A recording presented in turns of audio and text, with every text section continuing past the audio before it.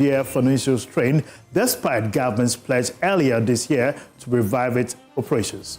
Meanwhile, Ghana is planning to raise $1 billion through domestic bonds to fund cocoa purchases from farmers ahead of the 2026-2027 crop season, as the country seeks to overhaul how it finances and delivers cocoa to global buyers. Indeed, let's look at the general economy as Ghana has climbed to become the 8th largest in Africa, with gross domestic product now estimated at $114.7 billion. The latest expansion was largely driven by strong performance in mining, particularly gold, alongside growth in the ICT and financial services sectors. Ghana ranked 10th on the continent just a year ago. Well, let's do some energy sector headlines as the Tema oil refinery is increasingly turning to crude oil from West Africa as part of efforts to restore stable operations and support a long-term recovery plan. Now, according to the managing director, discussions are ongoing on how Ghana's crude oil allocation could be structured to guarantee the refinery a more consistent supply of feedstock.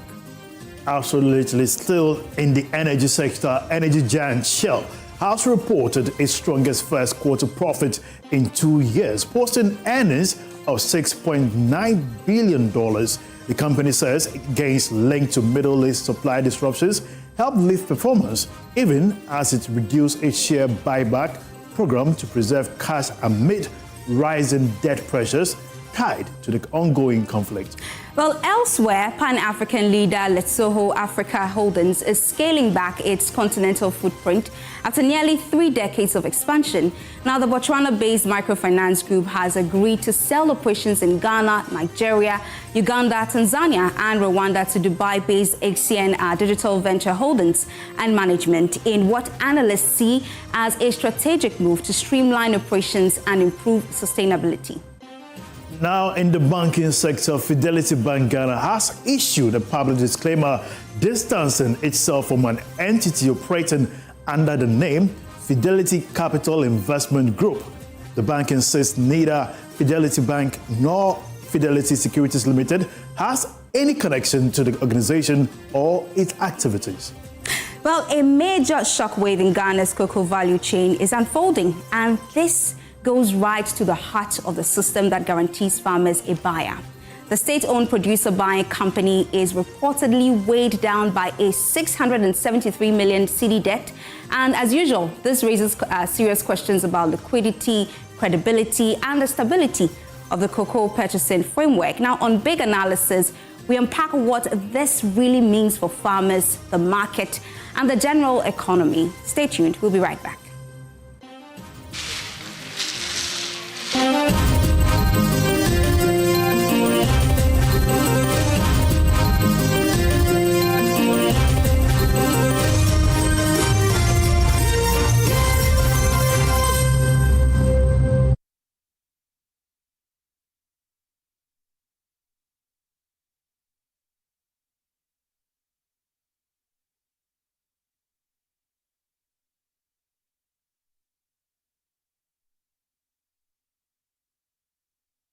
From farm to plate, do you really know what you're eating? Any glitch in the circuits of the food chain can change the price and size of what you eat. Technology has changed the face of farming, but how is Ghana plugging in? Join Jesse Aram Agbakpo, Emmanuel Bright Kweku on the food chain as they project startups in the agri sector, highlight the gains and plight of industry players while engaging with experts for more insights in agri-related issues. Food chain, everything agriculture and more, as during the Joy Business Report every Thursday at 1 p.m. on Joy FM and every Saturday at 6 p.m. on the Joy News Channel, with a repeat on Tuesdays at 2:30 p.m.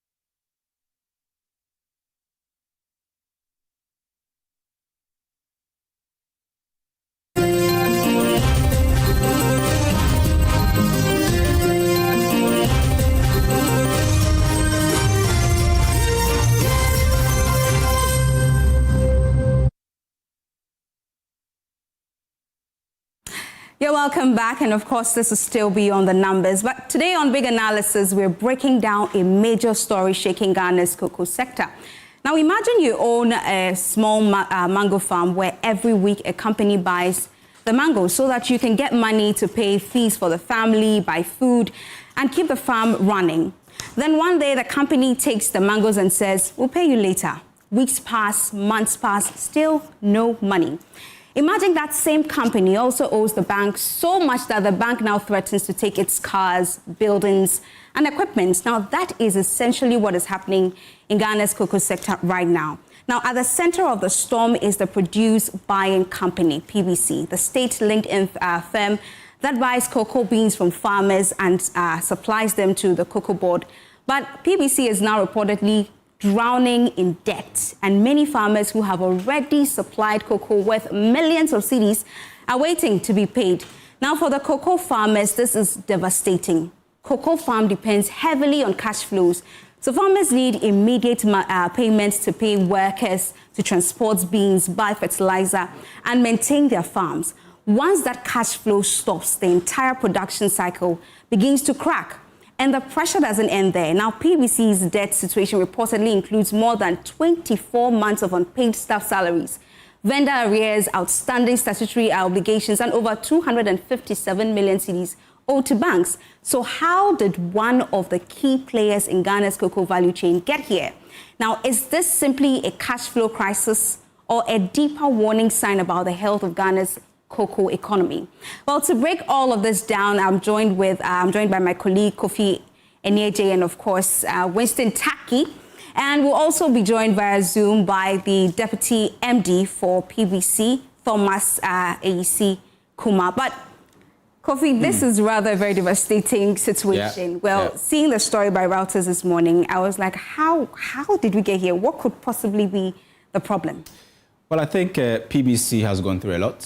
From a company that was holding about 30% of Ghana's market share, now we are talking about just about 5% of the local market. That tells you how PBC has fallen, not just this year or last year, but over the years. Yes. There's been a lot of neglect. They've had financial issues. They've had issues with their equity. They've had issues even raising capital. They've had issues with late payment and so many other things. And it was important when the finance minister in February this year was announcing that restructuring they had done in the cocoa space, and he mentioned that there was going to be a retooling of PBC. One, for it to be able to buy cocoa beans in the local space. That, for many, was a very important turning point for the country's cocoa industry. But it's been 3 months since the finance minister made that announcement, and we are still talking about debt that PBC is owing. And we can even understand that according to that Reuters report, that some 9,000 cocoa bags or cocoa beans in terms of bags have been supplied to PBC, which is about 800 metric tons. That they've taken delivery of that cocoa, but they've still not been able to pay farmers what they are due. And just like you said, they currently owe farmers about 24 million Ghana cedis. Just bring that into old currency and you see how much farmers are owed in terms of the beans that they supply to PBC, that PBC has actually supplied to Cocoa Board. But before we even start this whole analysis, we need to possibly put this conversation in proper perspective and context, especially taking it from their announcement made by the finance minister in February that many said was a great turning point. But 3 months down the line, we simply do not know where we are. So let's start by listening to the finance minister who made that announcement in February 2026. The new financing model will utilize domestic cocoa bonds to purchase cocoa and repay the cocoa proceeds within each crop year. The bonds will be used to raise a revolving fund for Cocoa Board to turn around at least once during the season. The model will also revive the indigenous licensed buying companies that have been completely thrown out of business as a result of the current financing model. State-owned Produce Buying Company, PBC, will be revived to resume full operations and become the leading licensed buying company in the cocoa sector with immediate effect. With the new financing model, Cocoa Board can sell beans of any volume to local processing companies to promote value addition and job creation. Cabinet has, however, directed that with immediate effect, the remainder of the beans for the crop year 2025-2026 should be allocated for domestic processing. Cabinet has also directed that beginning from 2026 to 2027 crop season, a minimum of 50% of all cocoa beans should be processed locally. And this will be part of the Cocoa Board bill going to Parliament.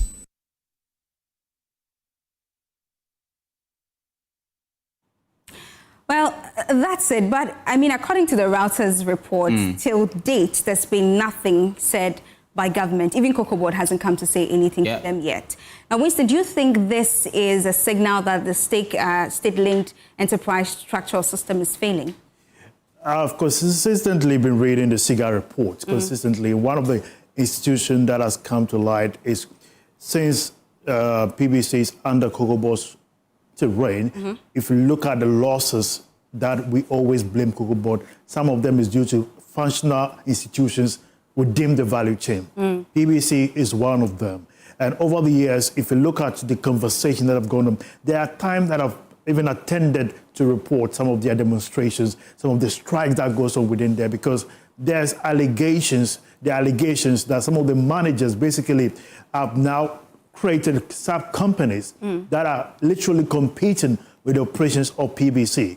So if you look up in these kind of inside games, a lack of governance structure, lay down policy implementation, lay down legal models to ensure that the whole PBC structure is in line. When PBC comes out of it, the farmer literally suffers because PBC has a tendency to go directly to the farmers, sell at the very, they have the full face of the whole farming chain. So if they're able to buy at that rate, able to access about 30% of the market share that they had previously, now look at what's happening. They literally have lost it to the private sector to about 5%. And that is a huge risk because if government is to make much, they can make much from an agency that is fronting their purchases, unlike private entities that are basically making profits. So now that farmers literally are benefiting about 90% of the FOB price. Should that case be otherwise, government will be losing much revenue. So I believe that, first of all, PBC is now in its own ditch, losing so much. And if you look at the conversation, that promise that the finance minister gave somewhere in February, he said with immediate effect, PBC is going to receive a restructuring and revival. The revival, how long is it going to revive? Do we have to lay hands on BBC for holy revival to get to that point? But one thing we needed is workable reviving strategy. And that we heard from the MD CEO of Cocoa Board.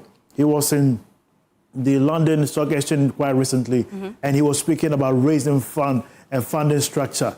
But that is from his perspective. Since now Cocoa Board is under the finance ministry, the operations are overseen or supervised by the finance ministry. If you listen to the finance minister consistently, he acknowledged that Cocoa Board owes the finance ministry. The Cocoa Board also owes the Bank of Ghana. All these debts are situations that need to be resolved before we can see a very sustainable cocoa sector and, let's say, growth going forward.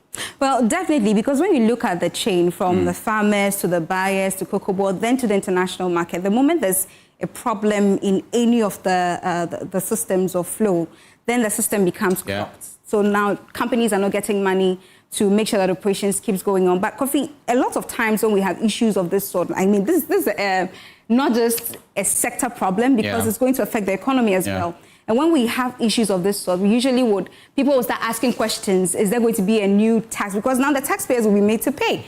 Do we see anything of this sort happening? Well, in fact, I've always told Winston that if you look at commodities that we export annually, it is only cocoa that you can beat your chest and say we get about 90% of whatever that we export. Whatever that we export is ours. We are not really sharing it with anybody. It's not like gold. It's not like other minerals that, you know, there are clauses in there in the arrangement and royalties, so many things involved.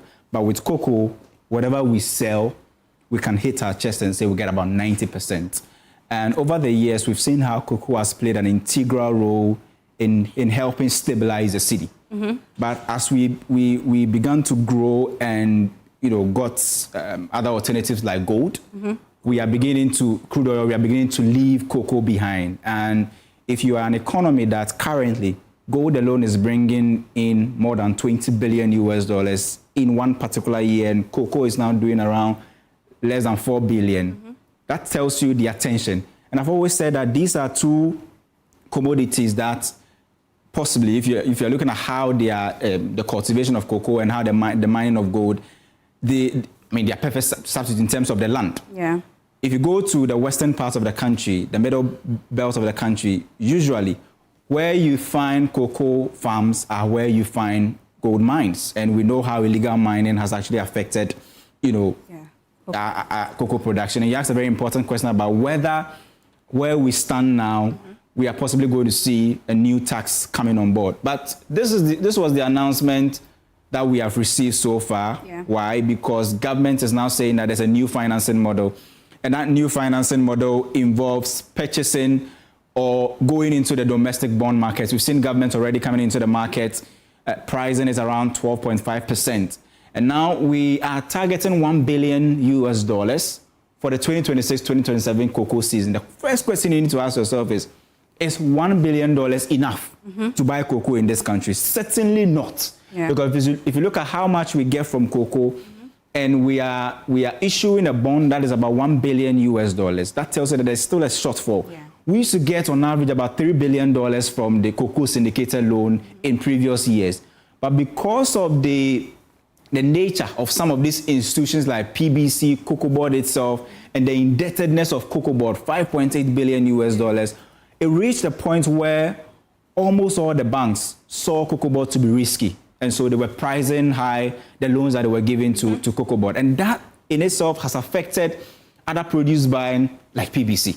And if you look at PBC's situation at the moment, you first of all have to ask yourself, when we had the crisis, let's say the dying numbers of last year, November 2025, December 2025, to let's say the first quarter of this year, imagine PBC was in a position where they were controlling about 70% of the market. Yeah. We wouldn't have the situation that we had when private sector was controlling a significant component and PBC was only doing about 5% of the market.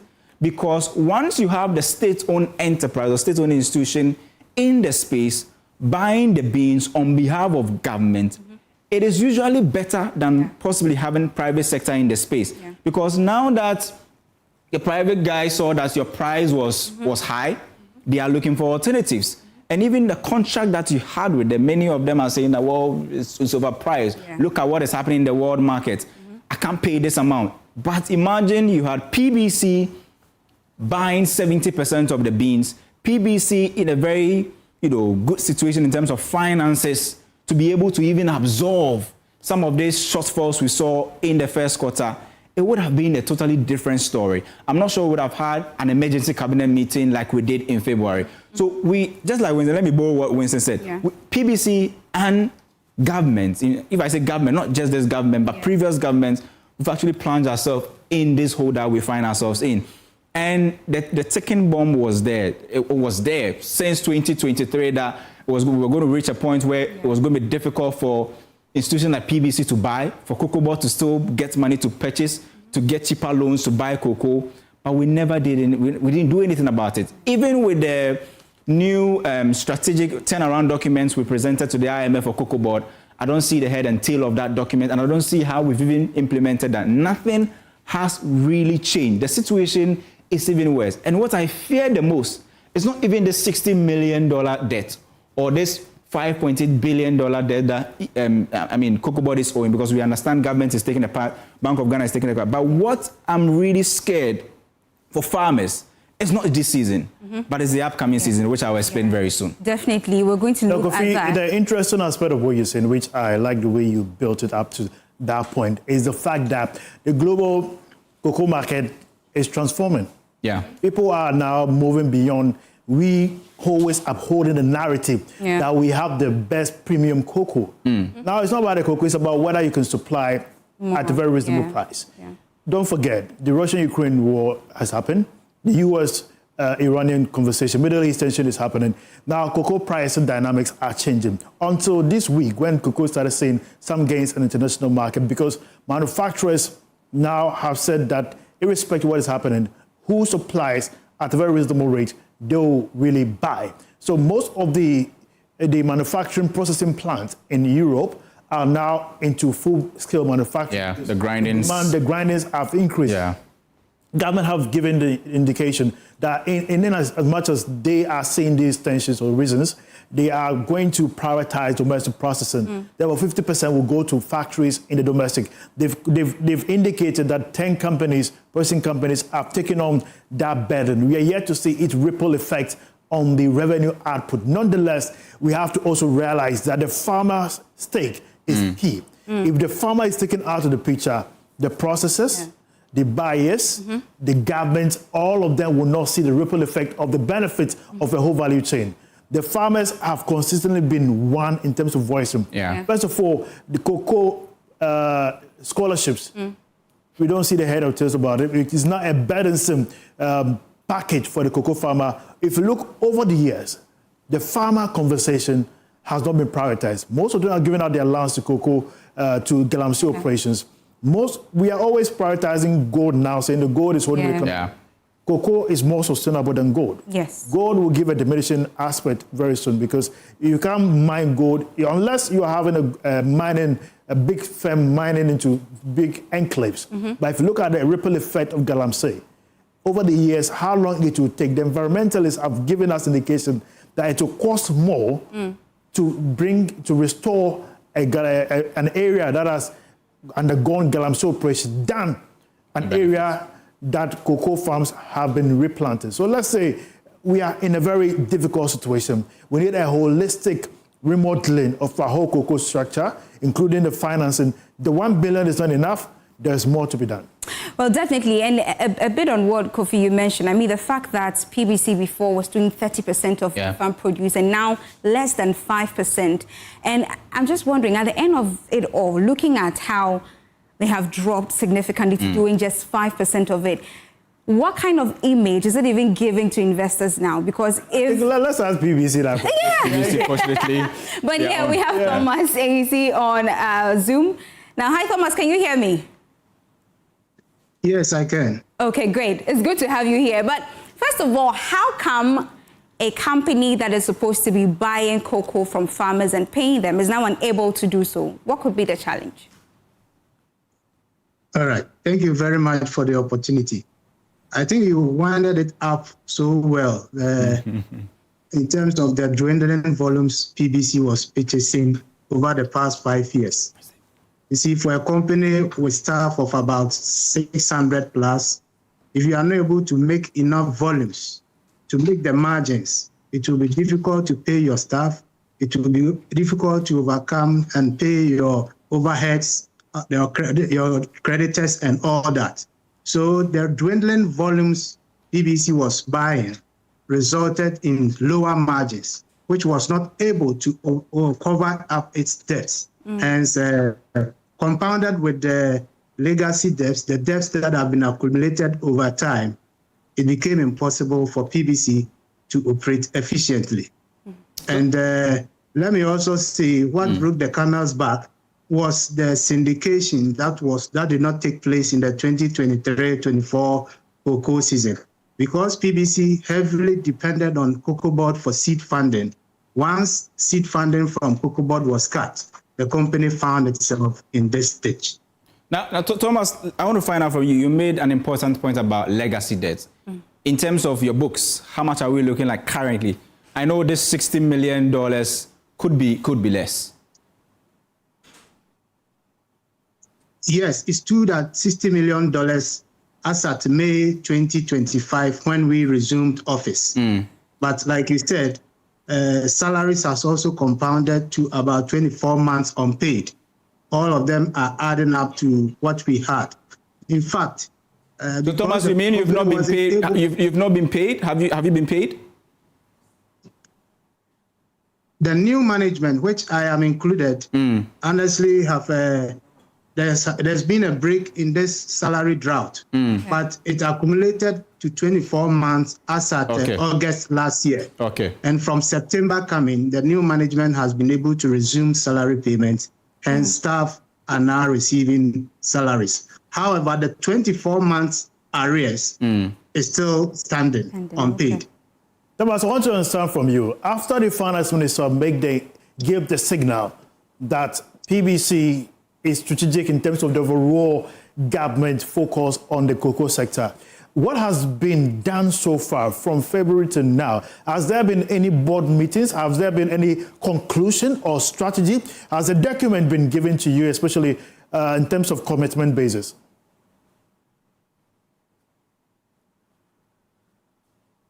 Visibly, not much can be seen, but the idea is that with the coming in of this hybrid cocoa purchasing system, where now Cocoa Board will go back to the market and raise some bonds to finance cocoa purchases, it is agreed that Cocoa Board is going to help out PBC by making sure that some guaranteed percentage of the fund they accumulate will be given to PBC to be able to set up.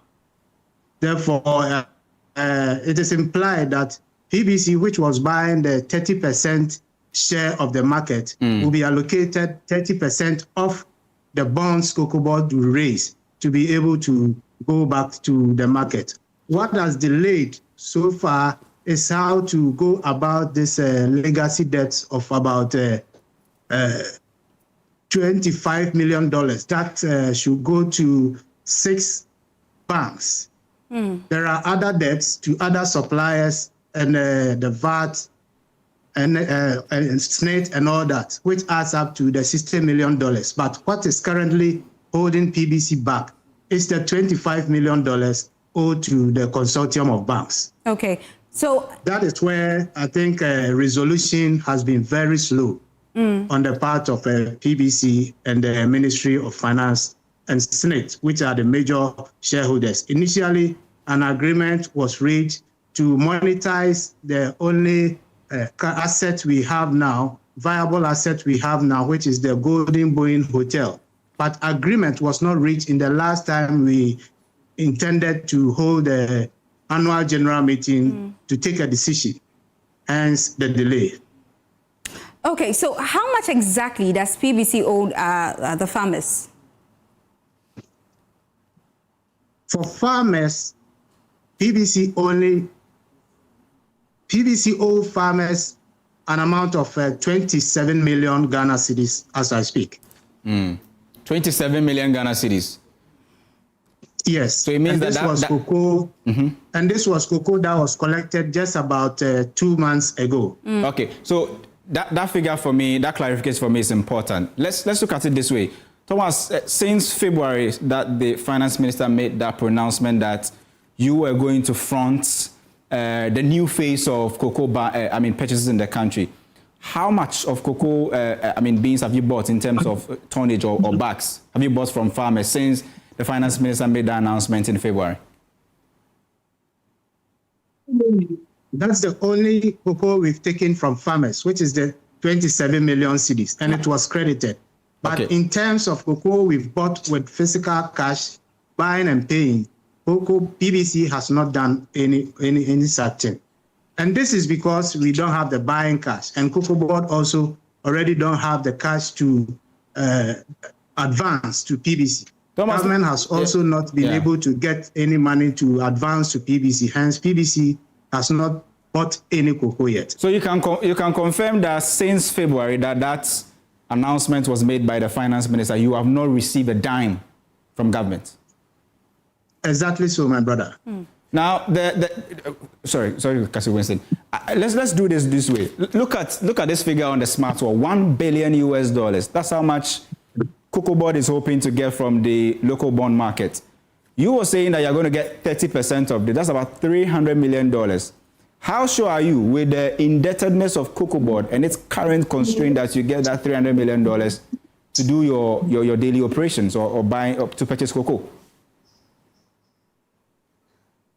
Yeah, I'm not sure the $1 billion you're talking about is going to be the whole amount that is going to finance the season. I think what Cocoa Board is trying to bring out is a hybrid. Instead of solely relying on off-takers to come in with money to purchase Ghana's cocoa, they are going to supplement what the efforts of the off-takers with this $1 billion. And I think that is where companies like PBC and other local license buying companies who don't have the capacity, the muscles, and the collaterals to be able to take facilities from the banks will be assisted with this $1 billion. So I'm not sure it is a whole amount that is going to be used to finance the coming season. But because it's going to be a hybrid system, this is going to augment what off-takers will do. But looking at the structure of PVC, if it had been managed efficiently, would you say this debt could have been avoidable, basically? Definitely, because there are many other LBCs that are doing well. Even there are smaller LBCs that are also doing well and making clean and sufficient profits. So it is mind-boggling to see PBC with such number of assets cut across the whole country at every cocoa district, every cocoa region in this country to come to this level. So with proper management, PBC could have done better. And help me address this allegation, which I can't substantiate, although I want to get your perspective, that there are instances where some of the managers have private PVCs, let's say companies, LBCs, literally competing with operations of PVC. And some of them, I'm told, are even part of the board of directors in that instances. Therefore, every take, they divert it instead of bringing it to the PVC. Is that the case? Yes, we've seen a couple of companies doing that. When we came, we saw it happening across the country because the company wasn't operating. And because to say the staff on the grounds also don't want to be sitting idle, not doing anything, they took advantage of the assets PBC have, i.e. the depots, the sheds, and the two other tools of trade, and partnered with other LBCs, making purchases for those LBCs. And I would say because PBC was not getting the funding, that is how come these other private firms also took advantage and entered the PBC jurisdiction. So if we are going into this new season with guaranteed seed fund for PBC, then I'm sure all this is not going to happen any longer. Well, Thomas, from an ordinary Ghanaian point of view, knowing that you had legacy debts and you didn't have money in hand, why go buy the cocoa beans on credit? Exactly.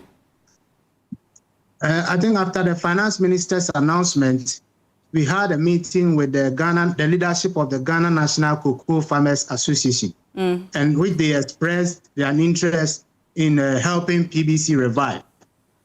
They saw the challenges the industry face, the liquidity challenge the industry faces. But because of the confidence they have in the state-owned enterprise, which is PBC, they decided that they would inform their farmers, they encourage their farmers to give their cocoa on credit to PBC, either than other LBCs. Hitherto, there are some LBCs that were taking cocoa on credit, but they don't have even offices in the hinterland. They don't have offices in some districts.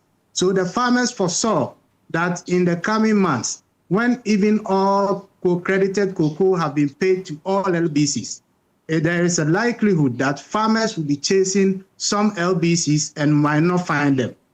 They therefore came to the conclusion that because PBC is existent in every district, their district offices are available, district managers are available, regional offices, you can run to them. Even if you are not seeing the district manager, you can come to the headquarters of PBC in Accra. But there are some LBCs, to be honest with you, if you're even looking for where their offices, their national offices or their headquarters is, you not find them.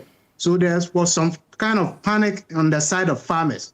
So upon sitting with them, they informed their farmers to bring their cocoa on credit to PBC for onward submission to Cocoa Board. So that is how come we agreed with them and we took on board all the cocoas they were hiding in their homes and their farms and we submitted to Cocoa Board. I'm wondering, why do you build a foundation based on the promise from someone who is also hoping on the promise? Yeah.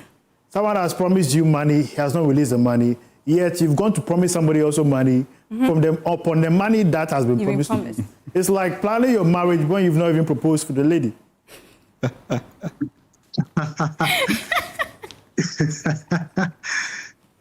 I think what I said was that it's based on the confidence the farmers had in the finance minister's speech.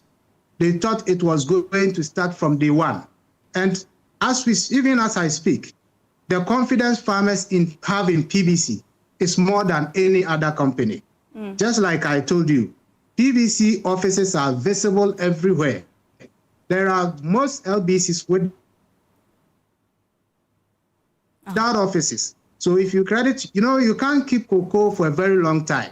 So after harvest, the cocoa dries it and it becomes ready for sale. They cannot hide it in their rooms. They cannot hide it in their kitchens. And therefore, they decide to give those cocoas for PBC for safety keeping. But PBC can also save the cocoa in the depots. They might develop mold. They might develop all sorts of things. So we have no option than to carry the cocoa farmers give to us to Cocoa Board. Once Cocoa Board takes over, at least Cocoa Board pays us, then we send to the farmers. Kofi, I think these are all signs. Let me ask Thomas this important question. I don't know if Thomas knows the cash waterfall mechanism in the energy sector.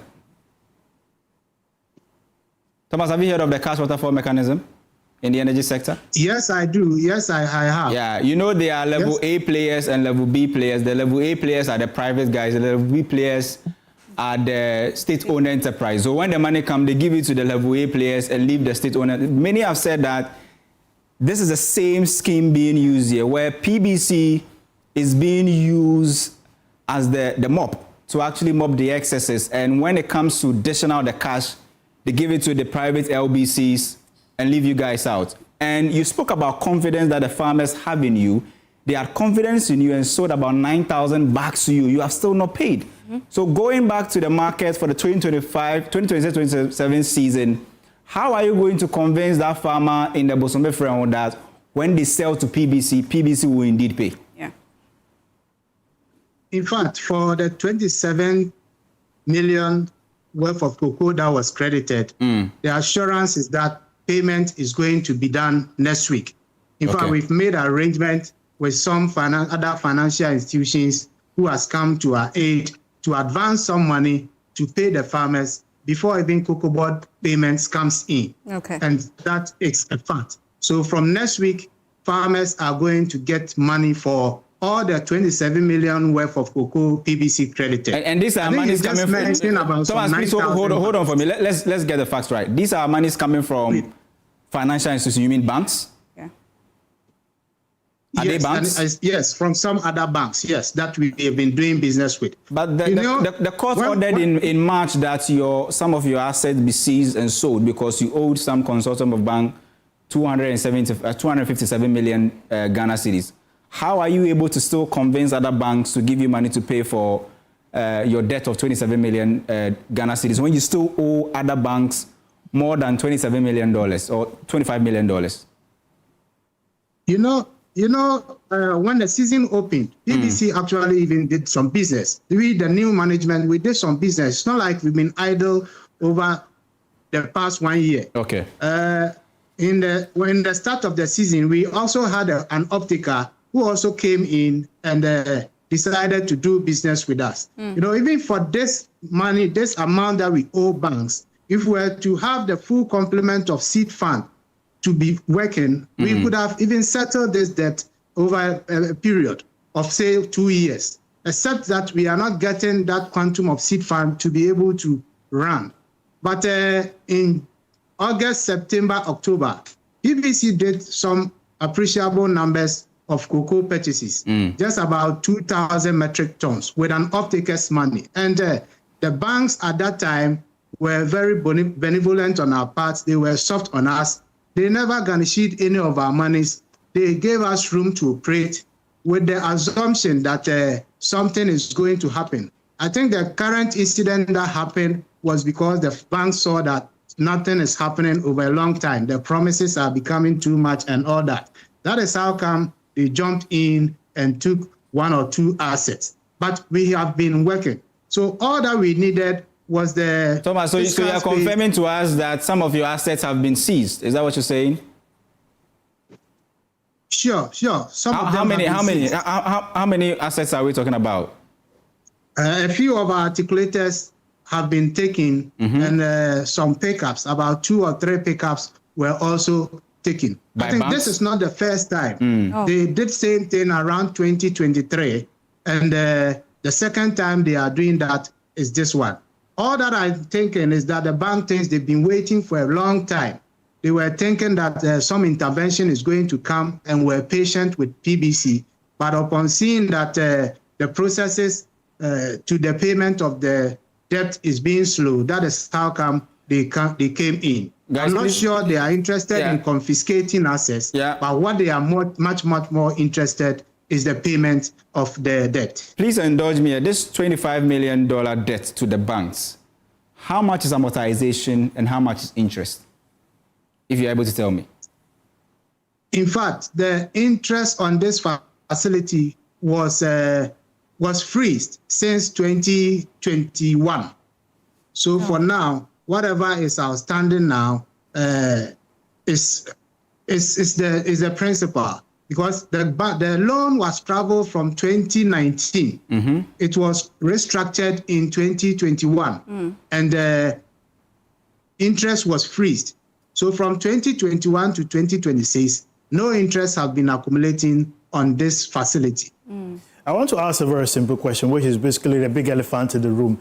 When we speak about political involvement, we understand that the syndicated loans, some of them were diverted to basically use for cocoa rows and all that. Instead of it coming to PBC. Instead of them coming to PBC. And when these rows are done, it enhances the operations of BBC, getting access to these farmers in over 126 of your district that you have offices in. Over the years, can you confirm to us whether any of the roles have been completed? And if they are, can you mention some of them to us, especially how it has enhanced your operations so far? Thank you so much. In fact, I don't have knowledge of all the cocoa roads. And absolutely, but if you mention the major ones. Exactly. In fact, I cannot confirm, but we heard of most of the cocoa roads that were given on contract but were not finished. Especially, I can talk of Akontomra to the Adjei Road that was not done. We have Enchi to Elibu Road. There are quite a lot of them. You know, most of them were not done. And it's a matter of expertise. It's like Cocoa Board don't have expertise in the management of roads. So it was quite surprising to see a cocoa regulator involved in roads construction. If it had been feeder roads at all, where our tractors plow, at least we could have given them the benefit of the doubt. But for a cocoa regulator so much involved in the tarring of roads, it was mind-boggling. I think it's part of even if some profits were made and where the profits was put into the purchasing of cocoa, that would have even been much better. That would have even helped PBC to get funding to buy. But if profits are sent to construct roads, which should ideally be the work of the government, then, my brother, I think there was something wrong somewhere. Well, Thomas, you spoke about confidence that the farmers have in you, and that just hit my mind away that confidence is a currency when it comes to business. But I mean, away from that, also talking about the monies that Winston just mentioned, that some of the revenue was moved into other things. How much of these debts by PBC are attributed to losses in operations? Can you give us? Do you have operational debts? Yeah, for operational debt, this 250 or 247 is entirely for the banks. But there are some operational debts, like you are saying, debts owed to the tax authorities, debts owed to SNIT, debt owed to other third parties. Can you give us a figure? Hauliers. Yes, the total is the $60 million. Okay, so if all you of are that. taking away, yes. So if you are taking away the 25, then it means that 35 million in total goes to these third parties. Thomas, finally, and before we other go, what do you authorities. need? What do you need, especially from government currently, to resuscitate the asthmatic states of PBC? Asthmatic indeed. In fact, what BBC needs is the fiscal space, the room to operate. Because when you are even working and you have these banks on your neck, day in, day out, in fact, the confidence of staff, the confidence of management is fizzling out. So what we need is a bailout or a roadmap for the payment of these debts of $25 million. In fact, for other debts, PBC can even manage. When PBC is in full operation, PBC can manage to settle the rest. But for the bank's debt, which they have received judgment, there's no way we can overcome this debt until something happens. And that is what we are calling on government, and for that matter, the finance minister, to be specific, to at least give a helping hand to PBC. We expect him that if there is some magic that can be done in the coming media review budget, then some provisions should be made for PBC to be able to come on its feet.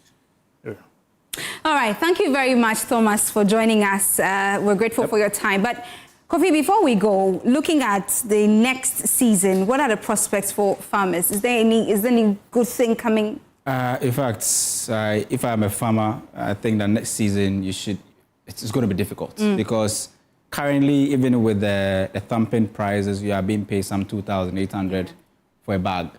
Prices are still falling. They're falling more than some 15 to 20% after the minister's announcement. And the big question is, even if they give you 70% of that FOB, how much are you really getting in CD terms? So farmers have a lot of questions on their minds going into the next season. But definitely, government says they have a solution. They've announced that they're coming to the market to raise 1 billion. Thomas has also told us that there's going to be other alternatives in terms of helping to show up the total financing. We definitely will live to see. September and August is still just around the corner. So we'll see. I think Kofi have said everything. And yes, we need to get asthmatic financing later and feed the EPBC. Indeed, we need that support to ensure that help is done, especially if we are to see a very vibrant cocoa sector going forward. 1 billion, I don't think it's enough, but I believe that it starts from somewhere before we get to something. Well, from all the conversation, from every conversation we've had right here, it's giving me a feel of some sort of poor financial management at some point, because how are we arriving at this number? But then again, hopefully come next season, we hope that we don't hear about smuggling on our borders anyway. But this is all time will permit us here on Beyond the Numbers. I am Michelle Agyekum, and I did this with Isaac Kofi Adjei. Name is Winston Tackie. Winston We'll see you on Monday.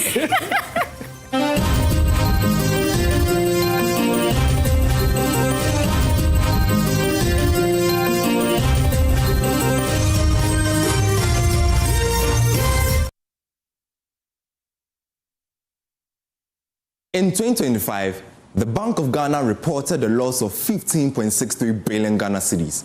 But without one major move, that loss would have been 33.19 billion Ghana cedis. So what actually changed the picture? Gold. The bank sold refined gold it had accumulated under its domestic gold purchase program.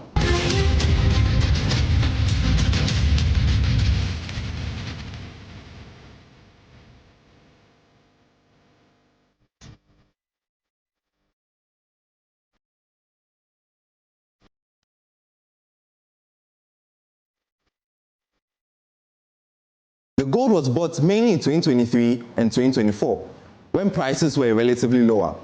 By 2025, prices had increased. So when the bank sold it, it made 9.57 billion Ghana cedis in profit. And there is also the savings jar effect, past gains from rising gold prices that were not actually recorded immediately. When the gold was sold, those gains were released, adding 7.99 billion Ghana cedis. So in total, gold delivered 17.56 billion Ghana cedis in relief. Without it, the loss jumped to 33.19 billion Ghana cedis. So now, what was actually driving the losses underneath? 16.73 billion Ghana cedis open market operations. This is the bank paying commercial banks to hold on to excess cedis instead of lending them out.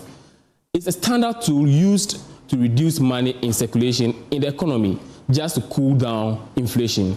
But in 2025, it came at a very high cost, and that's 16.73 billion Ghana cedis.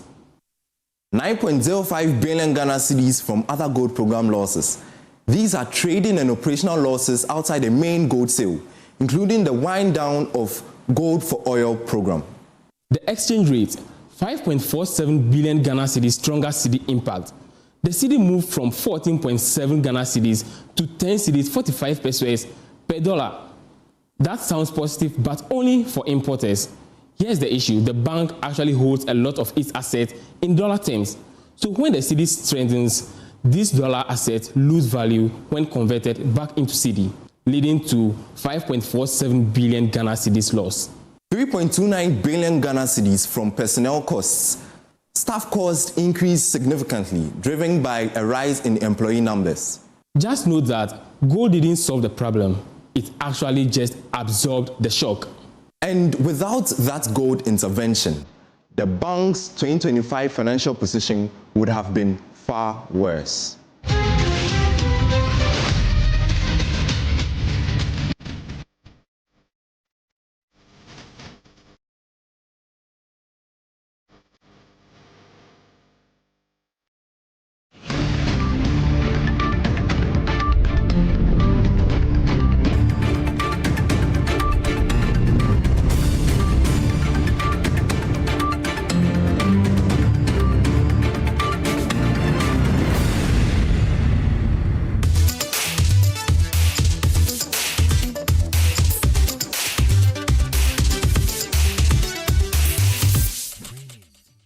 Ghanaian gospel sensation Adjei has emerged as one of the most compelling new voices in contemporary gospel music within a year under review for the Telecel Ghana Music Awards.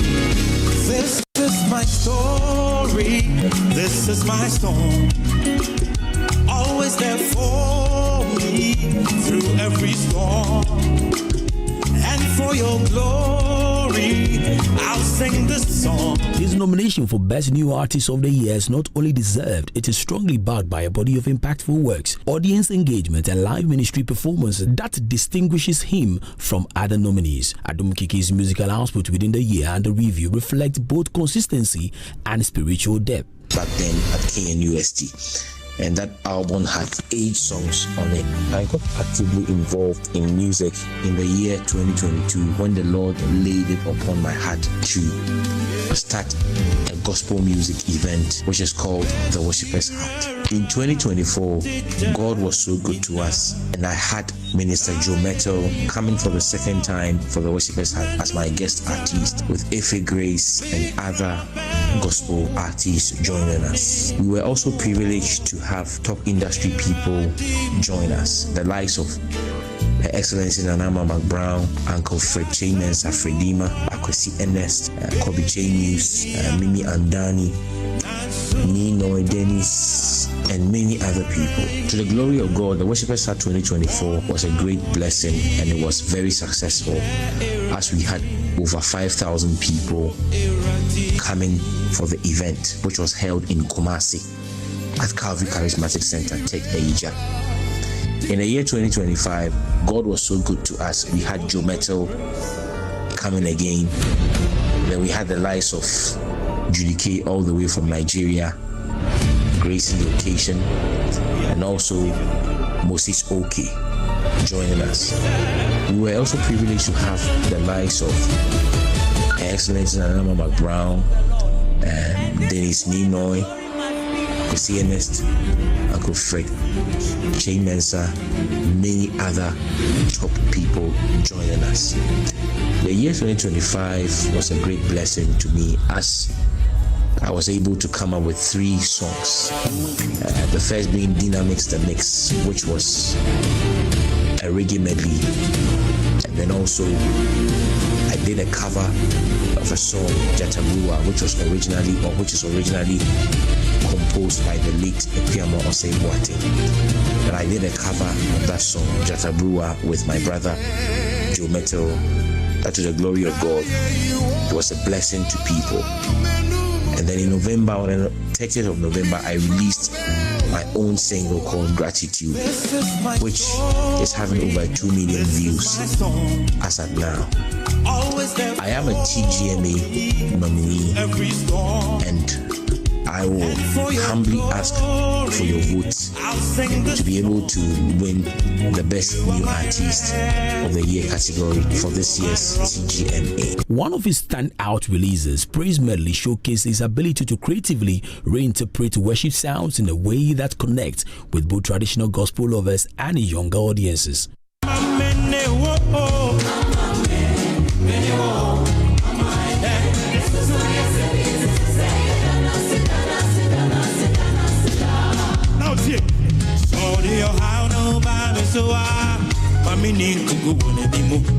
Money who say yes, you come in pipia. Hey, so anyhow, name me so dia. Our ball from the Kanye. Yo, way, I to me, baby. Do you believe that?